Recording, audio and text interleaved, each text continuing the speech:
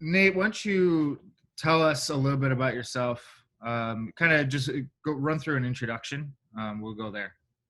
Yeah, I mean, the quick part of my background is that I'm actually Australian, and I'm very proud of that fact. But I've lived in the Denver area since I was 5 years old. We moved here with my dad's job, and we had planned to only be here for about 12 to 18 months. And 33 odd years later, we're still here, and Denver's home. My parents have since moved back, but my brother and I continue to reside in the Denver area. So that's my quick background. From a professional standpoint, I've been in the IT industry for much of my career on high-end customer service, working on enterprise accounts in the data center colocation type of field. Hmm.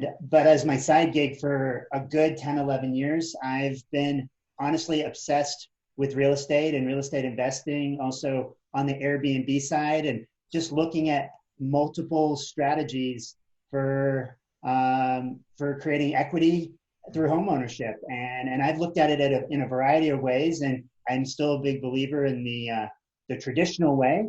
But I look at other opportunities as well, and that's what I want to pass along to my community. Awesome. How did you first get introduced into the real estate industry? Yeah, well, initially really goes from my grandpa when I was really, really little. He just simply said, don't pay for someone else's mortgage. Hmm. And that always resonated with me. He was I wouldn't call him a frugal guy, but just very smart. He was the guy that taught me to take the coupons and just be very smart with your money, and that there's no quick rich type of, or get rich quick type of schemes, but you really can get rich over your lifetime by making good financial decisions, and real estate was kind of the foundation of that. And so fast forward to about 2009, similar to what we're going through right now, Stephen. It's, times are very uneasy for a lot of people. And in 2009, I didn't have a ton of money, but I kept telling myself, you know what? Getting into a home is the most important thing I can do. And honestly, it didn't really matter what sort of home I got into. And that was my foundation, because I bought something, and slowly over the first few years, I started fixing it up. And I lived in that home for a few years, and then bought another place. And that's kind of what got the ball rolling for me. Cool. Doing the house hack a little bit, right? Is that what Yes, it's called? multiple versions of house hack, I would say. I mean, first of all, if you're just living in the home because honestly you can't afford anything else, and then you even go more simple by moving into one part of the home, and so you're not even utilizing even the footprint of the original home that you bought. But that 3-4 months of a little bit of pain is worth it in the investment in the long term. And I held onto that property for about 12 years, and I decided to move on that just a couple of years ago. Yeah, that's I've always wanted to do that. I haven't done that yet. Get like a 3-bedroom or something like that, and live in one room, rent out the other two.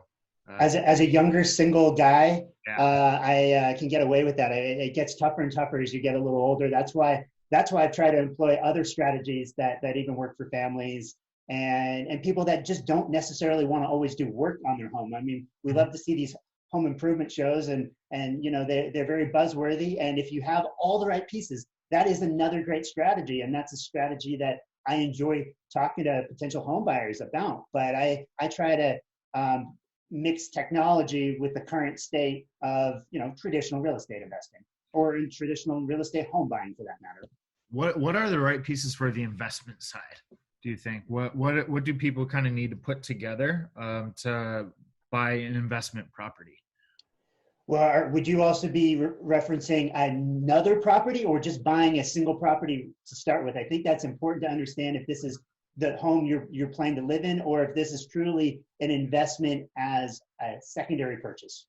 Yeah, I mean, I think both, honestly, because I know there's a whole bunch of people that are entering the home buying market, if you will, just kind of coming into that age, really kind of making that consideration of what is my first purchase for a property, what is my first purchase for a home, and then you also have people that have one and are maybe thinking about are hearing real estate's a really good way to invest. It's maybe the one piece of the missing portfolio.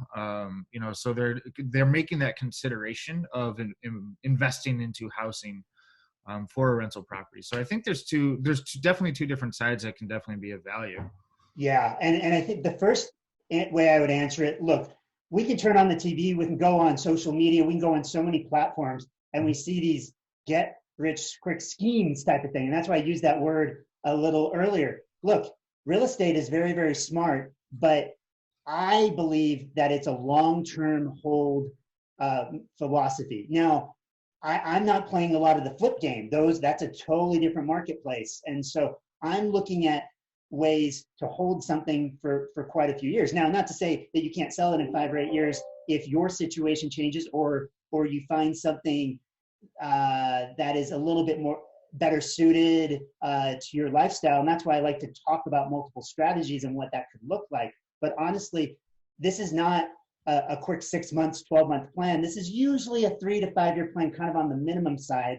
Whereas if you can plan to hold on to one of these properties for 10 or 15 years, that's where the true value comes based on just long-term trends. And that's why if people have looked at properties from a long-term standpoint, yeah, maybe their 401ks, maybe their stock portfolios, they're probably suffering right now. But for the most of the Denver market and really nationally, there really hasn't been that much of a housing price change. Now, there's a lot less homes going on the market and getting sold right now, but what we believe we're going to see is a lot of pent-up demand. So really, to go back to that original question you asked, yeah, you just have to plan for the long term, and yeah, you have to prepare your finances for that. And those are the conversations that we have with lending and mortgage individuals on the front end, because that decision has to be made hand in hand with the real estate decision. And honestly, if you're looking at it as a full approach, that's just what you'd be doing with your financial planner. I mean, it's a holistic approach to your long-term planning. You're not just buying a home. If you get a beautiful home that you love, that is perfect for your family, that checks off every box, but not everyone's looking for that exact item. And that's why you want to have that conversation. Yeah. So you said really being able to prepare and having your finances in place for, I've looked into the real estate industry a couple of times. I've done my fair share of projects here and there, but there's a lot of people out there that the industry scares them. With the thought of what's going on right now with the virus. I don't think Denver's seen too much of a drop in that industry. But 2008, that whole crisis, I think people kind of are in shell shock a little bit from that. And then they're also not thinking in terms of the investment. They're thinking of I'm buying a house, right? Yes. So what's that like mental preparation that someone would need to do and just kind of get a grip on what it actually means to have an investment deal? Yeah, and I would kind of answer that in a couple ways. What we have to really remember right now is this is not an economic downturn. This is an economic hit because of a major health scare, a pandemic. I mean, this is, we can plan for downturns. You don't generally plan for something like this. However, in saying that, what we learned from 08, 09, and 2010, which is so important here, is the underbelly of the whole market. The loans that we've put out there, you have to be so much more qualified than you had to be 10 years ago. And the housing market and then the loans themselves, from all the big banks to Freddie Mac to Fannie to all those underwriting larger government organizations, that's the foundation of everything that creates stability right now. And I'm a little biased in this comment, but I'm very much hoping that real estate will be one of those flattening factors or stability areas that just kind of carries us through, because people have more equity in their homes than they ever have before. Like, over 35% in the country of in the United States have full equity in their home. That means they own it completely outright. More than 53% own, multiple hundreds of thousands of equity in their home. And so they have a lot of flexibility when it comes to that platform. So just by knowing that as a foundation, that just means even during a pandemic, this is just a blip if you're smart for the long term. Now, if you're playing the short-term game, you could have been completely wiped out by this point. And not to say when you play the short-term game, you can't win, but you always have to be much more strategic than making longer-term, more financial savvy decisions. And that's why how your life changes and other technology strategies come in to really be able to address your changing lifestyles. And that's what I want to talk about the front end, because if you meet someone, if you have a child, even if you go through some tough times and losing a job, I want to talk about all those strategies that you can employ by buying that one home that could just be your perfect family home for 30 years, but it doesn't have to be your only revenue stream. Awesome. I like that. So is there, who are you working mainly with investors, first-time home buyers? Like, talk about a little bit of who you're having these conversations with. Yeah, I mean, my broad job is working in residential real estate. So I do speak to the gamut of people. What I truly specialize in are first-time home buyers. I do that very well. I'm on the east part of Denver, so I'm focusing in on the Stapleton, Park Hill marketplace. So I know I'm kind of targeting this area because I know this area. I look at the market demographics. So this part of Denver is a real key for me, and that usually comes from the home selling side. Now, the home buying side, a lot of times that happens a little bit more organically through your network, through your community, and those individuals can be anywhere. They don't necessarily have to be so laser focused in on this area. But Stephen, it really makes me happy when people are looking at options for the future, and they want to talk about house hacks with Airbnb or long-term rentals, and selfishly, if they want to look to this area, because I know I can be the absolute expert in this area and help them along the way. And so, obviously, the more boxes you check off, the more of an expert you can become. But yeah, I try to focus in on this area and, with a broad enough approach to assist anyone across the greater Denver marketplace. Awesome. For that area, have you seen, and really for the Denver area as a whole, have you seen any dip in the market or anything like that that has to do, or not necessarily has to do with the pandemic, but just people being scared, or what changes have you seen? Yeah, it's a really important question right now. I mean, if you're talking to anyone in this business and they say we haven't been impacted, then they're completely, not telling the truth. I mean, we're still just kind of seeing the home. So the homes that were put on the marketplace in March, they were already in the process. People already had motivation to put it on the marketplace, probably because they had a need to move at that time. Now that need might have changed since they put their house on the market because of the domino effect of this pandemic. However, those transactions are still in place. Now we're trying to be a bit as responsible as possible, and we're not considered an essential service in the sense of trying to find net new business, but anything that's in place, we can have inspectors come in, appraisers come in, we can get, work with our title companies. Some people are still doing in-person closings for homes that have started the process before the most restrictive state orders came in place. However, anything net new, as I keep saying, we're not going to be following that. So the emphasis for our industry is focusing on virtual homes, virtual tours. I could still go over to a property and do an in-person tour, but I'd have to still be just simply on my own to do that, and obviously working very much hand in hand with the sellers and following all those CDC guidelines. So in terms of the hard numbers, the number of new listings is well down. That's not going to change, but what we're very hopeful for is that the spring is always, no matter what market you're in across the country, spring generally is the top marketplace, both because the weather's getting warmer, and second, a lot of people want to know where they need to be before August, September, before their kids' school goes back. And so they want to be in that location well ahead of time, and they want to enjoy it over the summer and just have that window of opportunity. So spring is always our biggest buying and selling season. And honestly, this was going to be a record season for residential home sales. Obviously, that's not the case right now. And so what we're hoping is that there's just a lot of pent up demand.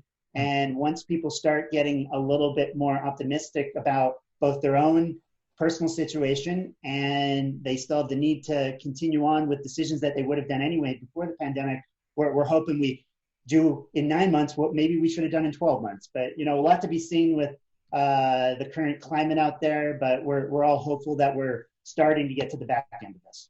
Good. So when you're doing tours of a home, are you doing it yourself with like a phone and here's the bathroom, here's the kitchen, or are you getting like a videographer or someone like that to go in and shoot the house? How is that process really working? Because a lot of that stuff is in person.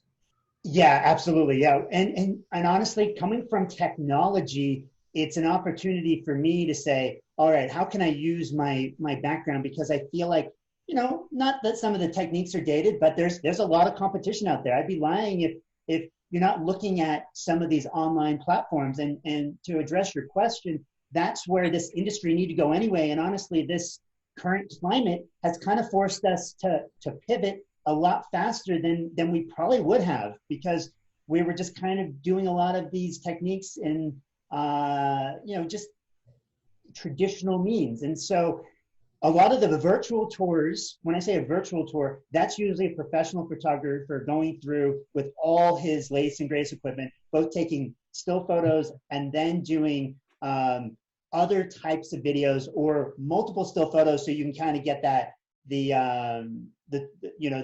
tour where you can guide yourself through the home. Now, to move that a step further, yes, we've been doing in-person virtual tours just by my phone or by my colleague's phone. And then we've been also doing virtual open houses as well, where we're live on any one of the social media platforms and doing it live. Our MLS multiple listing service now allows us to link that in there, and then we can market virtual open houses to the public, just so we can have a quote unquote normal open house like we have in the past. Obviously, very socially distanced with online technology, but it's a new medium, and this is what I would say my generation and younger want to be, want to have as part of their overall vetting process. I mean, people come to the home buying process with more information than they ever have before. So that's where it takes someone expert in their field to kind of funnel the information. You have so many options now, and then you just got to get down to those 5 and 10 that really make sense, and also talk about all the strategies that you want to employ. Yeah, the change, right, for the industry is, Yeah. I mean, I'm seeing that across all of them, really. A couple of years ago, when I was working with bigger business, some of their projects, some of their initiatives were, how can we implement a work from home benefit? Or, a lot of the older businesses that have been around for a while were making that consideration. And it was just kind of like dipping their toe in the water, kind of feeling it out. Is this something we want to do? And now everyone is like, boom, we have to overnight. So a lot of what's happening right now is that like forced change. And it's really going to the businesses that are adapting, the industries that are adapting to a new way are the ones that are gonna accelerate, because you're at the younger generation, or the ones that are coming into the workforce, are going to be like, I did everything from at home, Yeah, we expect it. Yeah. Yeah. I mean, I do too. It's a lot of this virtual stuff going on, and makes things quicker. Of what I've noticed, I can have a lot more meetings really. But if I can just sit here, and then it's back to, and I'm not driving around all over the place, and it doesn't replace the face-to-face. I definitely enjoy that better. But this, it serves a purpose as well. But I think it also shows us that if we're more open to having these type of conversations, why can't we supplement this into our normal workflow once we get back to normal again, right? Mm-hmm. And right. Yes, I still want to go grab a coffee with you and have a chat and really connect. But this is a nice medium as well. We're having the same sort of interaction.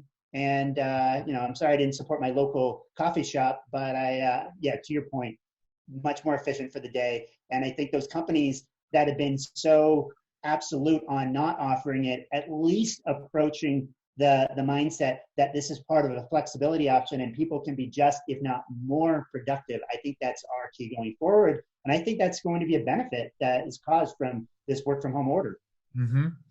I know signings have to be in person, right? When you're signing over a title, basically. Is that correct? Or Well, traditionally, almost always, yes, unless you have power of attorney. But usually that power of attorney generally has been in person, even if the owner or co-owner has not been there, but they've been given the right to be in person. A lot in the last few weeks, a lot of closings have still been done in person following a lot of best practices. Although we have been working with a few title companies that have been doing remote closings as well, and that's a benefit that the industry probably need to get to anyway. There's still there's still both sides of the equation that are going to be talking after the fact to say if this is something that we should be doing from a liability standpoint, security standpoint going forward. But I just love that it's on the table. And through the entire real estate buying process, when we're negotiating now, I mean, something as simple as just DocuSign or other e-signing platforms have been so key that didn't really exist, throughout the whole industry, even just as soon as 5-8 years ago, right? And so that's been a step in the right direction. And honestly, this is just taking that final step and signing a ton of documents from a virtual standpoint, while being walked through in this sort of manner by all the appropriate parties, especially the title person, because they're key to all that paperwork, because as everyone should know, they're an independent entity as part of the final transaction, almost like a referee more than being a coach on one side of the transaction. Just there to witness, or there to witness, make sure everything goes smoothly. Yeah, that's interesting. I know. No personal fouls, no reviews. Exactly. There are, a couple industries out there. The law sticks in my head as being one of those where they have Sure. that requirement. If you're signing any documents, it needs to be witnessed or get a notary or something like that. So it's going to be interesting to see how those industries adapt, especially if this goes on for longer. I know we're about 4 weeks in or so. 4 or 5 weeks in, and I think some industries are just holding their breath, and this has a possibility of going on even longer, so it'll be interesting to see how they adapt. Yeah, I taking it back to my industry, you can have a real estate licensee, but the next step is actually becoming a realtor, and that's a whole nother ethical level. But where I'm going with this comment is, when you work with a realtor, you're actually working with the largest individual trade association in the country. We have 1.41 million individual members in this trade association, so it's definitely one of the biggest.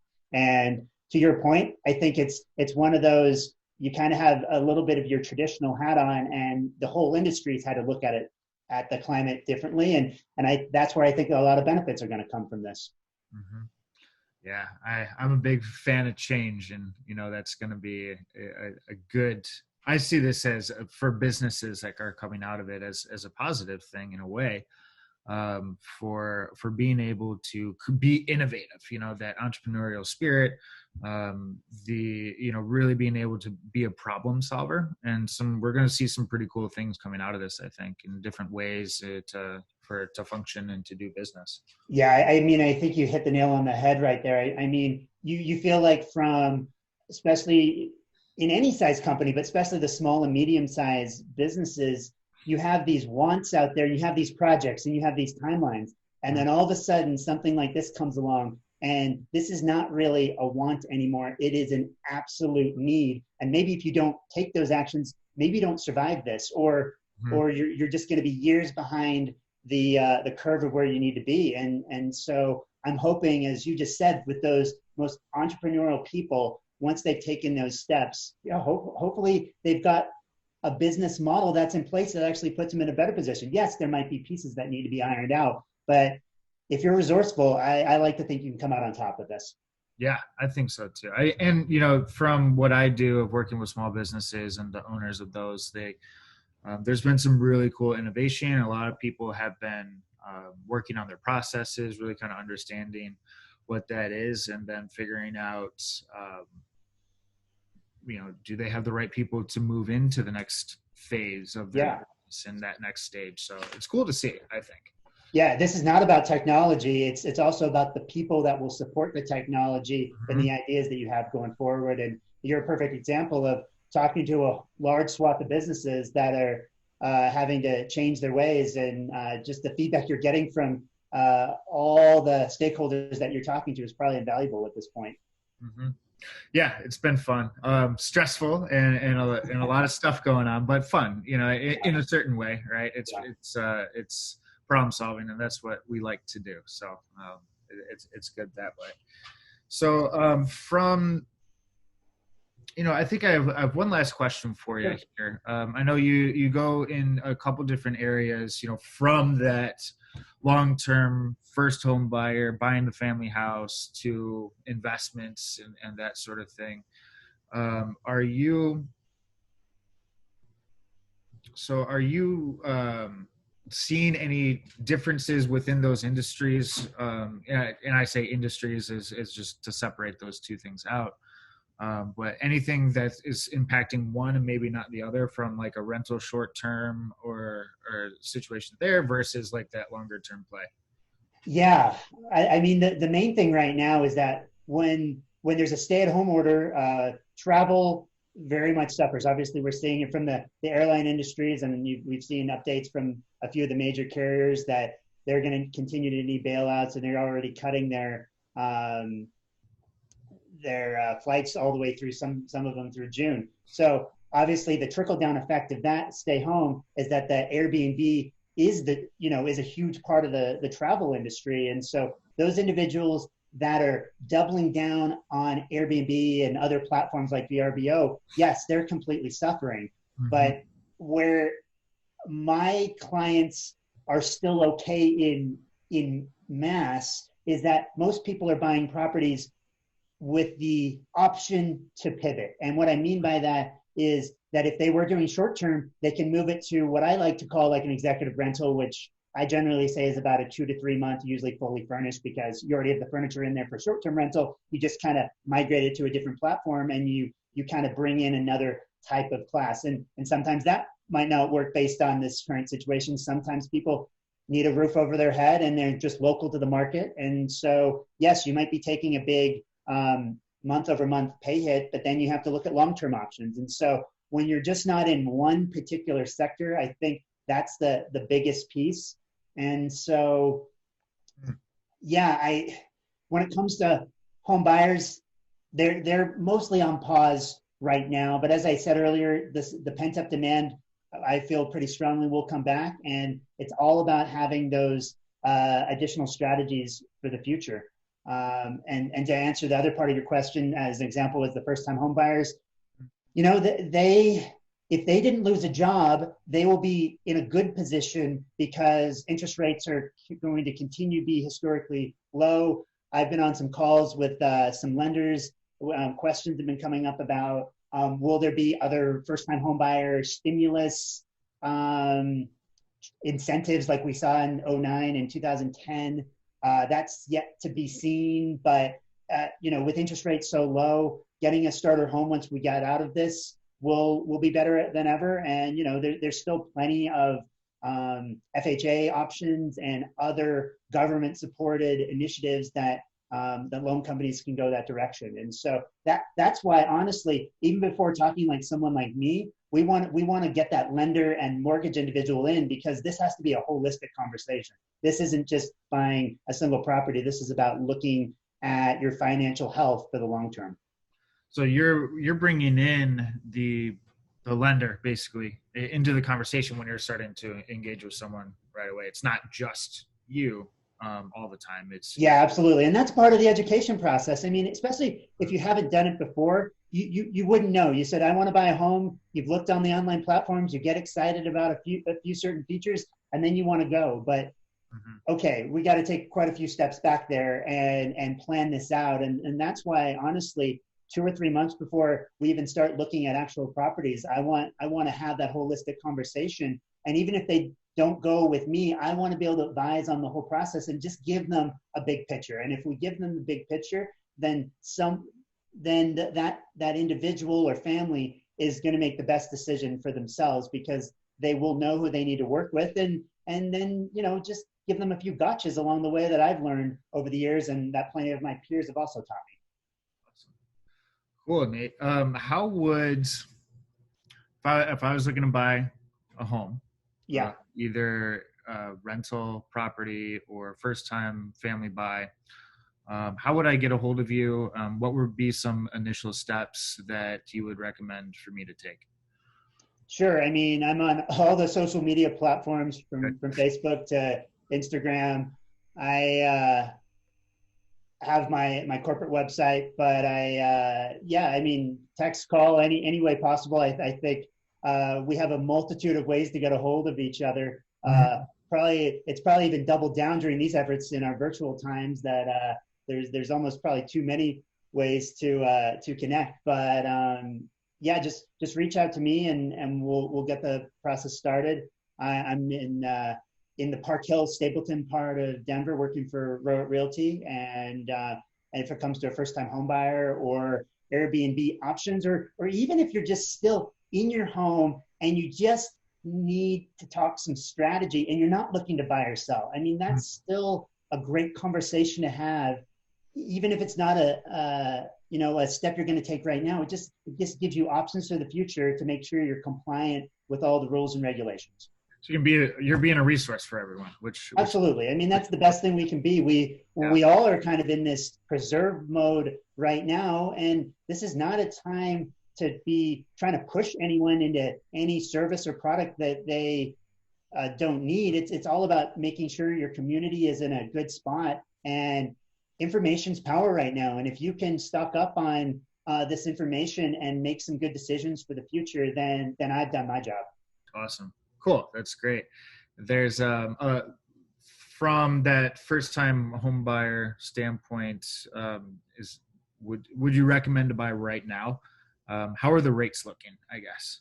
Yeah, it's a common question. I mean, rates are at historical lows. I feel like you hear that on a radio commercial all the Oh, time. You always have to be careful about that because there's always additional fees in that, and so you definitely always want to talk to multiple lenders. But from a first time homebuyer standpoint, yeah, if you have those dollars ready to go, and it could be as little as 3.5% of the overall purchase price if we're talking FHA loans, and they're one of the best that you can get as a first time home buyer. And that's definitely one angle we would want to explore. But, mhm. just even 2 to 3 months before you're ready to go, let's start to have that conversation and talk areas, talk strategies. And this process is so customized once you start asking some questions.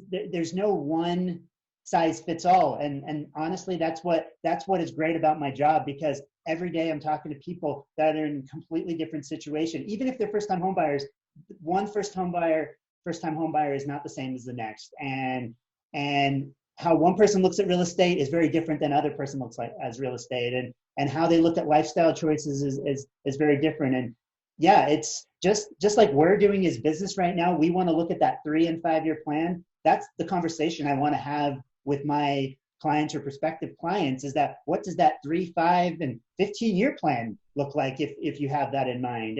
And it might not just be about that buy right now, but where do you envision yourself in 10 or 15 years on lots of different levels of your personal and professional world? And that's what makes a really empowering conversation, because then we can look back in 10 years and say, yeah, that was a really good strategy. As long as you're kind of following that template and of your goals, you're going to be able to reach that. And that's where the financial piece makes savvy real estate investing. And that's a lot of power right there, Stephen. Yeah, good. It's the rich dad, poor dad mentality too. Right? That's a great example. Well, cool, Nate. Thank you for talking to me with this. Super insightful. I can tell you're very, very passionate about that. I'll put your contact information on here too, so that people know where to reach you as well. Any other insights or tips that you might have for either a colleague business owner or for someone looking to purchase a home? Yeah, I mean, there's definitely a lot of options out there, and in this internet focused world, especially as we work from home. I mean, there's a lot of platforms out there, but the Mm-hmm. best thing that you can know anytime before looking into real estate is talk to a local expert in the market, and even better, talk to a hyper local expert in the market. And if you're able to do that, even if you're looking at these other platforms, this is where the fiduciary responsibility of being in the business, that in some cases that may be the best option for you. But in the vast majority, that's not going to be the case. And we're going to be able to talk through those options because just like a quarterback, bringing in all the different players and being able to, pull people together and work in a unified unit, that's what's going to be a powerful play for you, both in this purchase and then remaining with those connections for the long term, and just learning from those individuals. And so, yeah, talk to a local expert. That's the number one advice I can say before you look at any other options, because they will at least be able to guide you. And that'll be a great foundation for any decisions you make in the future. Cool. Awesome. Well, thank you, Nate, again. Enjoy the snow that's going on out there. I know we have about a foot, right? Something like that in some areas. It seemed like we had about that much yesterday, but that's what makes Colorado so great. We'll get the sun out here, and we'll be physically distancing and socially being responsible, running around in our parks by tomorrow morning, I'm sure. Yeah, I'm sure. Well, great. Thanks again for coming on. Enjoy the rest of your day, and we'll talk soon. Okay. Okay. Sounds good. Thanks for your time today. Enjoyed it. All right. Thanks. All right. Bye.